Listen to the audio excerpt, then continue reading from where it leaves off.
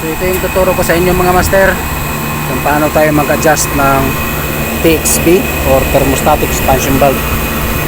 So ito yung gas reading natin, 325 charge pressure, tapos yung suction pressure natin is 42. Tapos tingnan nyo yung TXV, ayan, diba?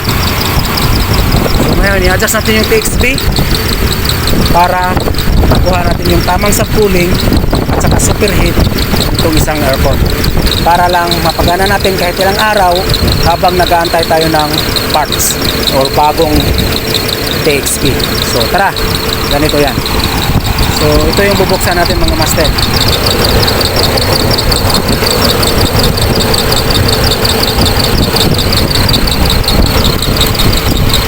So ngayon, kapag clockwise mga master, ibig sabihin magiging high superheat dahil nga sasara siya or liliit yung opening valve niya sa loob.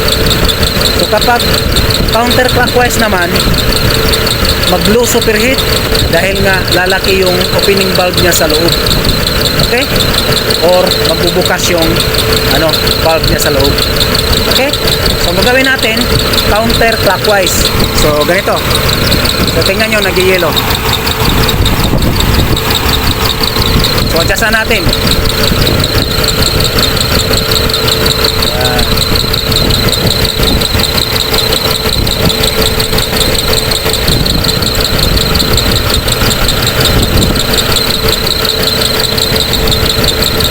Mga tatlong ikot lang mga master, tapos silbara natin.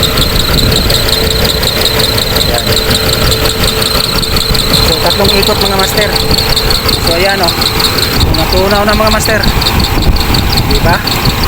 So ito talagang may problema.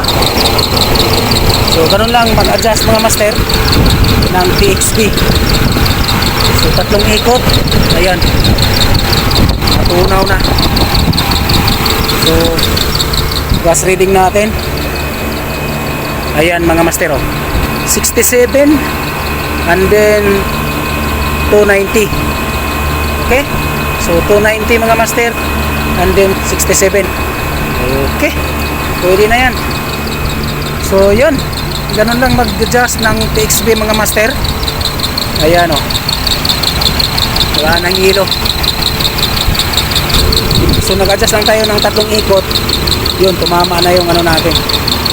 Pwede na yan, temporary. So ganun lang pag-adjust ng TXV mga master para makuha mo yung tamang subcooling at saka superheat habang mag-aantay ka pa ng bagong pamalit na TXV. Okay.